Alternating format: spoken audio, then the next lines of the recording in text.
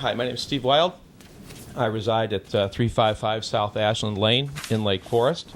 And I'd like to comment further on the proceedings. And certainly want to thank everybody for coming out today. It's great to see as many tennis players impassioned about this issue. This, first and foremost, has to be about what we're doing with our courts. And my feeling is that for years, College Park has been running their business on our courts.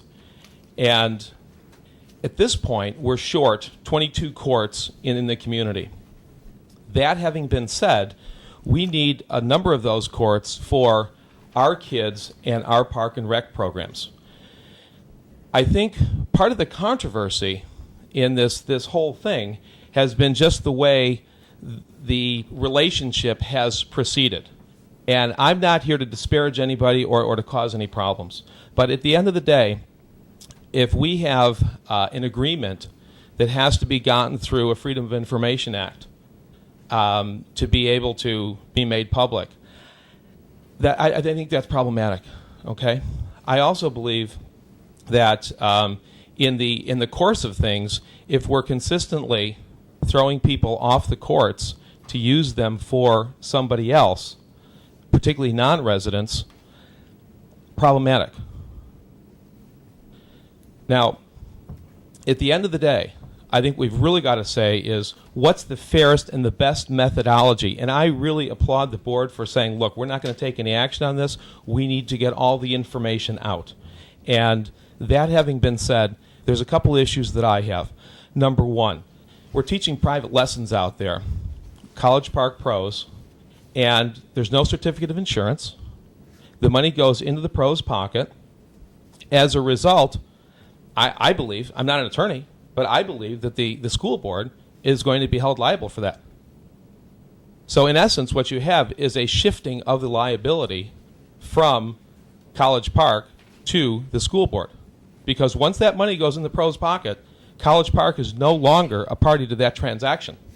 And we all know that people are going to go after the people with the deepest pockets. The other issue that I have is that College Park has been running programs on our park courts. The other day, I went over to Everett Park, and there's two College Park pros teaching early bird drill. Now, my understanding is, and correct me if I'm wrong, is that they didn't have permission to do that. I believe that that's an issue. So, in summary, if we start and we say, look, let's wipe the slate clean, okay? And let's say we've got this $2 million asset here. What's the highest and best use of that asset? First and foremost, I believe it goes to the residents. I believe it goes to the residents for their park programs, because park programs, as Dan has pointed out, very, very important in the development of tennis in the community. And as you can see, we've got a lot of tennis players here, and I think this is great. Secondly, if there's time left over, and I mean that's slack time, then I think that should be put out to bid. When it goes out to bid, there should be probably a minimum level of price per court hour. I'm paying $13 in Vernon Hills right now. Paid $15 a couple of years ago at Lake Forest College. Rod Schroeder's probably paying $13, I think, in Wisconsin. So it's probably a reasonable amount. And once that happens, and this whole thing is very transparent, I don't think anybody objects to whomever gets the courts. And there's one last issue that I have, and that is that it appears to me, as a former park board member, and again, I couldn't comment on any of this the whole time that I was on the park board. I didn't feel that it was appropriate. But it seems to me that what we have done is violated the whole notion of shop local first.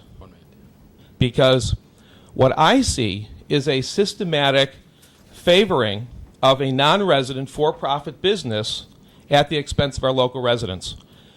Dan Bruck has been a taxpayer and personally and corporately for a significant period of time. And he's nowhere to be seen in any of this. I would at least think that he should be able to bid for those courts, whether he wants to use them for his club program or for a park program. And you know that Dan is running our park programs. So, in summary, I would just like to say that I think we need to shop local first. If there's time left over, I think anybody who wants to bid on those courts should bid on them. Not in any way trying to disparage College Park.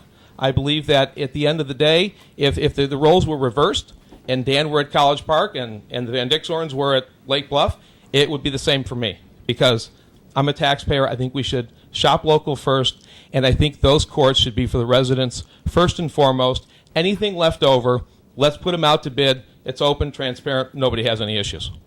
Thank you. May I ask one question? Just for the record, you Sure. mentioned what you pay in court fees. Could you state if you're affiliated with a business or a group that you Yes, represent? yes. I'm sorry. I thought the YouTube was fairly evident.